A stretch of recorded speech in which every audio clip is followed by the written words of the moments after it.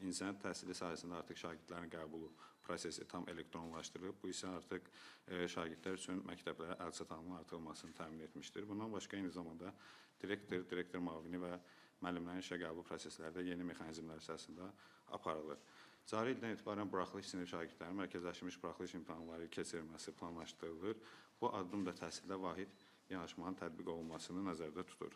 Həmçinin Nazirliyin e-culture rəqəmsal inkişaf strategiyası çərçivəsində incəsənət təhsili sahəsində kifayət qədər nəticələr əldə edilmişdir.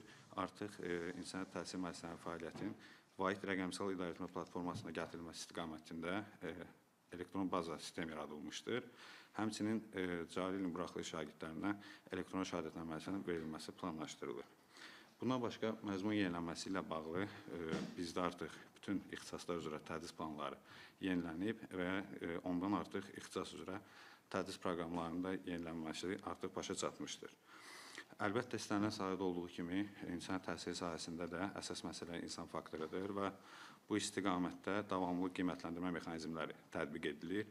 İlkin olaraq 2025-ci ildən etibarən attestasiyanın birinci mərhələsinə başlanılıb və 4000-ə yaxın müəllimin peşəkar səviyyəsinin qiymətləndirilməsi aparılmışdır. Cari ildə isə 6000-ə yaxın müəllimin peşəkarlıq səviyyəsi qiymətləndirilmiş və ümumilikdə 10.000-ə yaxın müəllim prosesdə iştirak etmişdir və bunlardan sevindirici haldır ki, 70%-ə yaxın müəllim, 70%-dən artıq müəllim uğurlu nəticə göstərərək öz peşəkarlıq qabiliyyətini nümayiş etdirmişdir.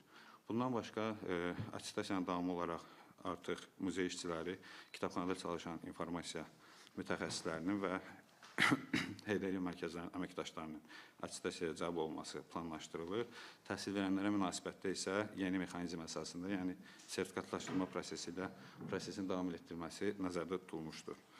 Əlavə olaraq qeyd etmək istərdik ki, indiyənə qədər attestasiyada iştirak edən və tutduğu vəzifəyə uyğun hesab edilməyən müəllimlərimiz üçün işə qəbul imtahanları keçiriləcək və onlar həmin imtahanlarda iştirak edərək yenidən müəllim fəaliyyətinə bərpa oluna bilərlər. Əgər müəyyən keçid tələblərinə cavab verdikləri halda, bundan başqa bildiyiniz kimi 3 əleyhinə, 2 əleyhinə minimum səs çoxluğa kəsilən müəllimlərlə bağlı da əvvəllər güzəştlər tətbiq edilmişdir, hansı ki, onlar üçün xüsusi müsabiqələr aparılmış və əgər onlar həmin müsabiqədə iştirak edərək uyğun nəticə göstərdikləri halda əvvəlki iş yerlərinə bərpa edilmişdilər.